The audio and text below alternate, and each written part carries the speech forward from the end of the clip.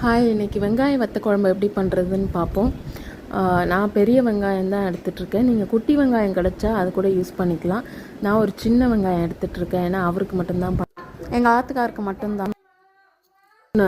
கடுகு, 1/4 டீஸ்பூன் வெந்தயம், 1/4 டீஸ்பூன் உளுத்தம்பருப்பு, அதுக்கப்புறம் கருவேப்பிலை, இதெல்லாம் தாளித்த அப்புறம் வெங்காயத்தை கட் பண்ணி பொடிசாக அதுலேயும் அதை போட்டுட்டு, நான் வந்து நல்லெண்ணெய் எடுத்திருக்கேன். வத்த குழம்புக்கு நல்லெண்ணெய் யூஸ் பண்ணால் நல்லா வாசனையாக இருக்கும்.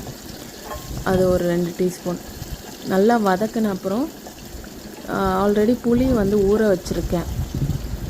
உங்களுக்கு எந்த அளவுக்கு குவான்டிட்டி வேணுமோ, அந்த புளிப்பு எவ்வளோ தேவையோ அந்த அளவுக்கு ஊற வச்சுக்கோங்க, ஒரு லெமன் சைஸுக்கு. இது நல்லா வதங்கினோடனே ஒரு 2.5 டீஸ்பூன்